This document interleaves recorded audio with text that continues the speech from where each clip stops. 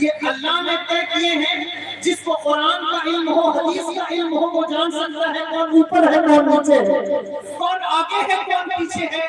یہ کون جانے گا؟ عالم جانے گا. توجہ سے سنیے گا اس بات. جس کو اللہ نے علم دیا ہے وہ جانے گا. آپ کاغذ پر ایک لکیر کھینچیں اور اس لکیر کو کھینچ کر کسی جاہل کے سامنے چلے جائیں اور اس سے پوچھیں کہ بتاؤ اس لکیر کے بارے میں تمہارا کیا خیال ہے. وہ کہے گا یہ ایک لکھا ہوا ہے 1. آپ اس کے آگے ایک اور لکیر کھینچ لیں، اس سے پوچھیں کہ بتاؤ ان دونوں لکیروں میں کیا فرق ہے. وہ کہے گا ان میں کوئی فرق نہیں ہے. جتنی بڑی یہ پہلی لکیر ہے اتنی ہی بڑی یہ دوسری لکیر ہے. جتنی روشنائی پہلی میں خرچ ہوئی اتنی ہی روشنائی دوسری میں خرچ ہوئی، اور جتنی جگہ پہلی نے گھیری ہے اتنی ہی جگہ دوسری نے گھیری ہے. یعنی ان دونوں لکیروں میں کوئی فرق نہیں ہے. یہ کون کہہ رہا ہے؟ ایک جاہل کہہ رہا ہے. لیکن کسی عالم سے ملو، اس سے پوچھو کہ حضرت اس پہلی لکیر میں اور اس دوسری لکیر میں کیا فرق ہے. وہ کہے گا اس سے 10 گنے کا فرق ہے. یہ جو پہلی لکیر ہے اسے اکائی کہا جاتا ہے، یہ جو دوسری لکیر ہے اسے دہائی کہا جاتا ہے. یہ بعد والی لکیر پہلی والی لکیر سے 10 گنا زیادہ بڑی ہے. پتا چلا اگر سب مراتب دیکھنا ہے، اگر درجوں کا امتیاز کرنا ہے، کون آگے ہے کون پیچھے ہے، تو یہ کوئی جاہل نہیں بتائے گا بلکہ ایک عالم دین بتائے گا کہ کون آگے کھڑا ہے کون پیچھے کھڑا ہے.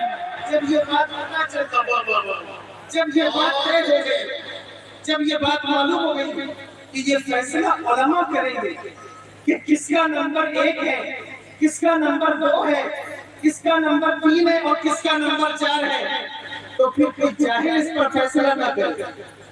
آپ سمجھ رہے ہیں میں کیا بات کر رہا ہوں؟ جو کہ بات ابتدائی آ گئی اس لیے میں نے یہ بات چھیڑ دی، اور یہ ضروری بات ہے اس لیے کہ آج کل ہر کسی کو یہ شوق ہے کہ سواد اعظم کے خلاف جتنے ڈاؤٹ پیدا کیے جا سکتے ہیں وہ پیدا کریں، جتنا شک پیدا کیا جا سکتا ہے وہ پیدا کریں، اجماع امت کے خلاف جتنے شکوک پیدا کیے جا سکتے ہیں پیدا کریں. یہ عالموں کا طریقہ نہیں ہے، یہ جاہلوں کا طریقہ ہے. شک کنفیوژن کی بیماری عالم نہیں پیدا کرتا، جاہل پیدا کرتا ہے. جتنے بھی شک دنیا میں پیدا ہوئے ہیں ان کے پیدا کرنے والے عالم نہیں ہیں، جاہل ہیں. جہاں جہاں علم ہوگا وہاں علم کے ساتھ شک نہیں ہوگا. جہاں علم ہوگا وہاں علم کے ساتھ یقین پیدا ہوگا، ایمان پیدا ہوگا، ایمان پیدا ہوگا، شک نہیں پیدا ہوگا. ڈاؤٹ وہاں پیدا ہوتا ہے جہاں علم نہ ہو. علم نہیں ہوتا ہے تو ڈاؤٹ پیدا ہوتا ہے، شک پیدا ہوتا ہے. یہ اس بات کو خود اچھی طرح سے جان لیں. اسلام دشمن طاقتوں کی یہ بہت بڑی کوشش ہے کہ اسلام کے ماننے والوں کے درمیان شک پیدا کیا جائے، اسلام کے ماننے والوں کے درمیان ڈاؤٹ پیدا کیا جائے. کیونکہ شک ایک ایسی بیماری ہے جو اچھے سے اچھے رشتے کو خراب کر دیتی ہے. میاں بیوی کے درمیان شک پیدا ہو جائے رشتہ خراب، پیر مرید کے درمیان شک ہو جائے رشتہ خراب، اللہ اکبر کبیرہ جو ہے وہ استاد اور شاگرد کے درمیان شک ہو جائے رشتہ خراب. اس لیے اسلام مخالف طاقتوں نے یہ دیکھ لیا کہ یہ وہ مذہب ہے جسے میدان میں بٹھایا نہیں جا سکتا، یہ وہ مذہب ہے اللہ اکبر کبیرہ جس کی سلطنتیں چھین کے اسے برباد نہیں کیا جا سکتا، یہ وہ مذہب ہے جس کی مسجدوں کے مینارے توڑ کر اسے ختم نہیں کیا جا سکتا، یہ وہ مذہب ہے کہ اس سے بغداد بھی لوٹ لو، اس سے عراق بھی لوٹ لو، اس سے فلسطین بھی لوٹ لو، اس سے بیت المقدس بھی لوٹ لو. لوگوں کو معلوم ہے کہ مسلمان وہ قوم ہے کہ کیوں نہ مٹ جائے گا ایران کے مٹ جانے سے، نہ شہر میں جو غرض کے پیمانے سے ہے آیا فتنہ تعداد کے افسانے سے، پاس مل گئے کعبے کے سر بچانے سے. معلوم ہے یہ قوم مٹنے والی نہیں، یہ قوم ختم ہونے والی نہیں، یہ مرنے والی نہیں. یہ حقیقی بات ہے مسلمانوں. خدا کی قسم اتنا ظلم اتنی بربریت اگر کسی اور قوم کے ساتھ نہیں ہوتی وہ قوم ختم ہو جاتی. تاریخ گواہ ہے، پلٹ کر دیکھو یہودیوں کے ساتھ جو معاملہ ہوا. آج کل اسرائیل کی تعداد کاؤنٹ کر لو پوری دنیا میں یہودیوں کی کہ ان کی تعداد کیا ہے. لیکن خدا کی قسم کبھی اپنی تاریخ دیکھو، بدر میں تم ہو، احد میں تم ہو، حنین میں تم ہو، خیبر میں تم ہو، خندق میں تم ہو، اللہ اکبر کبیرہ. کبھی بیت المقدس پر کر رہے ہو، کبھی بغداد میں کر رہے ہو، کبھی سمرقند و بخارا میں کر رہے ہو. لیکن کیا بات ہے، کچھ بات ہے کہ ہستی مٹتی نہیں ہماری، کچھ بات ہے کہ ہستی مٹتی نہیں ہماری.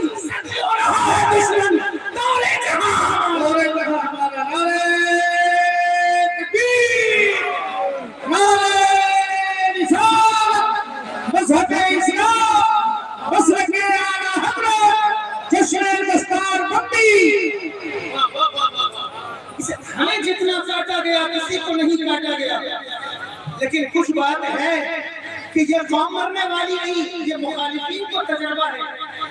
بہت توجہ سے سنیے جو بات میں اصل کرنا چاہتا ہوں، یہ ان کو تجربہ ہے کہ یہ قوم مٹنے والی نہیں ہے، ختم ہونے والی نہیں ہے، اس کو ختم کیسے کیا جا سکتا ہے۔ اگر میں کوئی علمی بات کروں گا جو آیت میں نے پڑھی ہے اس کے ذیل میں، تو پتہ نہیں آپ متحمل ہیں یا نہیں۔ اس لیے آج کل کنڈیشن یہ ہے کہ ممبر پر بیٹھنے کے بعد کسی خطابت پر یہ دیکھنا ہوتا ہے کہ ایسی بات کی جائے کہ جس سے لوگ یہ سمجھیں کہ ہاں انہیں بھی کچھ سمجھ میں آئے۔ اگر اس طرح کوئی بات کی جائے، یہ مدرسے کا جلسہ ہے، لمبی گفتگو ہو سکتی ہے، لیکن میں آپ کے مبلغ علم پر اتر کر بات کرنا چاہتا ہوں۔ تھوڑا سا آپ تاریخ کی طرف توجہ دیں۔ اسلام کی پہلی وہ مخالف قوتیں جب آپ دیکھیں کہ جن سے ایران چھینا گیا، جن سے شام چھینا گیا، تو کیا وہ خاموش بیٹھ گئے؟ انہوں نے بہت تجربہ کیا، اسے میدان میں نہیں مٹایا جا سکتا۔ انہوں نے پروپیگنڈا کیا، جہاں علماء میری بات کی تعریف کریں گے۔ سب سے پہلے قرآن میں شک کرنے والی جماعت جو پیدا ہوئی ہے مسند امام بزار میں، مسند امام احمد بن حنبل میں، اس کا نام سبیع ابن اسد، جس کے نام سے یہ بات آئی ہے، جس نے قرآن کی تفسیرات میں سب سے پہلے شک کا کام شروع کیا۔ یہ عبداللہ ابن سبا کا آدمی تھا جس نے یہ کام شروع کیا۔ حضرت عمر بن خطاب رضی اللہ عنہ کے حوالے سے بخاری شریف، مسلم شریف، دارمی شریف میں یہ حدیث سے بات موجود ہے کہ آپ کے پاس لوگ آئے اور پوچھا کہ زاریات سے کیا مراد ہے، جاریات سے کیا مراد ہے، اور جو ہے وہ اللہ مقسمات سے کیا مراد ہے۔ پھر آپ نے اس کے لیے سزا بھی منتخب فرمائی کہ یہ وہ لوگ ہیں جو قرآن میں ڈاؤٹ پیدا کرتے ہیں، شک پیدا کرتے ہیں۔ کہنا صرف یہ چاہتا ہوں، اس تحریک کو سمجھنے کی کوشش کرو کہ تمہارے اندر شک پیدا کرنے کی بیماری کہاں سے چلی ہے۔ اگر آج لوگ مشاجرات صحابہ پر بات کرنے کے بعد اللہ اکبر کبیرہ صحابہ کرام کی عظمتوں کو چیلنج کرنے لگ جائیں، ان پر تبرک کرنے لگ جائیں، کہ یہ بات جان لو کہ وہ کسی علماء کی جماعت نہیں ہوگی، وہ ضرور کسی چوہلا کی جماعت ہوگی۔ اس لیے کہ جو عالم ہوگا، جس نے قرآن کا علم حاصل کیا ہوگا، جس نے حدیث کا علم حاصل کیا ہوگا، اسے معلوم ہے کہ یہ شک و شبہ والی باتیں علماء نے نہیں پیدا کی ہیں، چوہلا نے پیدا کی ہیں، جس کی بنیاد پر قوم کو آپس میں لڑا دیا گیا۔ کس بنیاد پر لڑایا گیا؟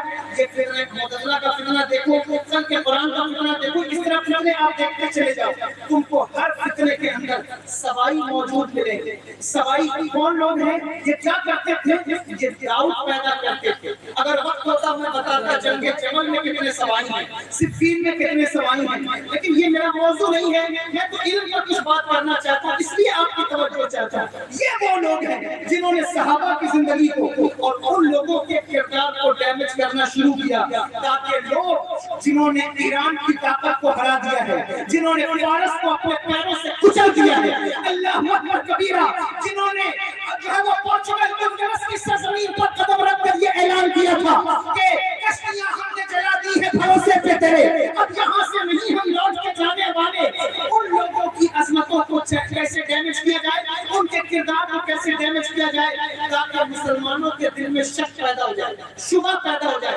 سب سے پہلے یہ شوشہ چھوڑا گیا کہ سیدنا صدیق اکبر رضی اللہ عنہ کے حوالے سے، حضرت عمر بن خطاب رضی اللہ عنہ کے حوالے سے یہ کنفیوژن پیدا کیا گیا، اور اس کنفیوژن کی بہت ساری کڑیاں ہیں، جس کی شکل آپ کبھی وہابیت کی شکل میں دیکھتے ہیں، آپ کبھی رافضیت کی شکل میں دیکھتے ہیں، آپ کبھی نیچریت کی شکل میں دیکھتے ہیں، آپ کبھی قادیانیت کی شکل میں دیکھتے ہیں۔ یہ وہی سوائی گروپ ہے جو ڈاؤٹ پیدا کرتا چلا آ رہا ہے، شک پیدا کرتا چلا رہا ہے۔ کیوں شک پیدا کر رہا ہے؟ اس لیے کہ وہ جانتا ہے مسلمانوں کی ساری طاقت، مسلمانوں کی ساری عزت، مسلمانوں کی ساری سرفرازی اگر کسی سے ٹکی ہوئی ہے، اگر کہیں سے جڑی ہوئی ہے، تو وہ مصطفیٰ جان رحمت کا عشق ہے، حضور کا عشق ہے۔ اگر نبی اور امتی کے رشتے میں شک پیدا کر دیا جائے، اس امت کو توڑا جا سکتا ہے، اس امت کو برباد کیا جا سکتا ہے۔ اس لیے انہوں نے امتی اور نبی کے رشتے میں شک ڈالنے کے لیے صحابہ کے کردار کو ڈیمیج کرنا شروع کیا۔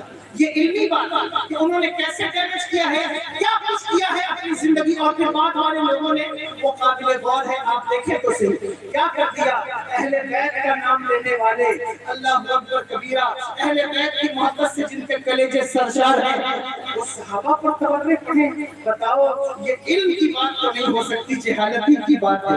اللہ اکبر, صحابہ کی عظمتوں کے جھنڈے اٹھانے والے اہل بیت کی عزتوں کو تار تار کریں, یہ علم کی بات تو نہیں ہو سکتی, جہالت ہی کی بات ہے. یہ پتہ چلا جہاں جہاں جہالت ہو وہاں تضاد ملے گا, شک ملے گا, کنفیوژن ملے گا, اور جہاں علم ہوگا وہاں تضاد نہیں ہوگا, بلکہ وہاں کیا نعرہ ہوگا, اہل سنت کا ہے بیڑا پار, اصحاب حضور نچ رہے اور مناؤ ہے. اتنا انسان ملے گا علم والوں کے پاس, علم والوں کے پاس. اس لیے علم کی طرف پیشکش نہیں کریں.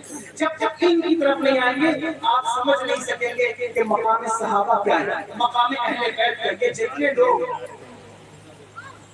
رافضیت کا رد کرتے ہوئے, بعض ایسے بھی لوگ یہاں علماء بیٹھے ہیں, میں بہت چھوٹا ہوں, سب سے معذرت چاہتا ہوں, لیکن یہ درد دل ہے کہ میں آپ کے سامنے بیان کرتا ہوں, اگر قابل اصلاح بات ہوگی تو قبول کرنے کے لیے تیار ہوں. کچھ ایسے بھی ہیں جو رافضیت کا رد کرتے ہوئے اس طرح رافضیت کا رد کریں کہ اہل بیت کے ماننے والوں کے کلیجے چھلنی ہو جائیں. یہ کوئی رد کا طریقہ نہیں. کچھ ایسے بھی لوگ ہیں کہ جو اللہ اکبر کبیرہ اہل بیت پر گفتگو کرتے ہوئے ایسی گفتگو کریں کہ صحابہ کی محبت والوں کے کلیجے چھلنی ہو جائیں. یہ کوئی فضائل بیان کرنے کا طریقہ تو نہیں. یہ کون سا طریقہ ہے کہ ہم ان کی فضیلت بیان کریں تو ان کی توہین لازم آئے, ان کی فضیلت بیان کریں تو ان کی توہین لازم آئے. یہ کہاں ہوتا ہے؟ جہاں جہل ہوگا, جہاں علم ہوگا وہاں یہ چیز نہیں پائی جائے گی. وہاں کیا پایا جائے گا؟ وہاں کیا دیکھا جو میں نے کہا, اہل سنت کا ہے بیڑا پار, اصحاب حضور نچ رہے اور معاو ہے فطرت رسول اللہ. دنیا کا فیصلہ ہوگا. اس لیے علم کی دنیا میں قدم رکھیں, آگے بڑھیے. اب قوم میں اتنے کنفیوژن ہے, اتنے معاملات ہیں ان چیزوں کو لے کر کے کہ لوگ ایک دوسرے کے گربان نوچنے کے لیے تیار کر رہے ہیں, صرف جہالت کی وجہ سے. علم حاصل کرو تاکہ تمہیں پتہ چل سکے کہ مقام صحابہ کیا ہے, تاکہ تمہیں پتہ چل سکے مقام اہل بیت کیا ہے. تمہیں معلوم نہ ہو سکے کہ تمہارے لڑانے والے کون ہیں. آپ یہ سمجھتے ہیں فلاں خانقاہ کے لوگ اہل بیت کے مرید ہیں, گویا وہ جو ہے وہ صحابہ کے گستاخ ہوں گے. دوسرا یہ سمجھتا ہے کہ یہ صحابہ کے ماننے والے ہیں, گویا یہ اہل بیت کے گستاخ ہوں گے. نہیں, دیکھنے کی ضرورت ہے کہ ان دو خانقاہوں کو لڑانے والا کون ہے. اگر علم پیدا ہوگا تو پتہ چل جائے گا یہ دو خانقاہیں آپس میں دشمن نہیں ہیں, بلکہ یہ کوئی تیسری طاقت ہے جو تمہیں لڑانے کی کوشش کر رہی ہے. پہچاننے کی ضرورت, پہچانو کیسے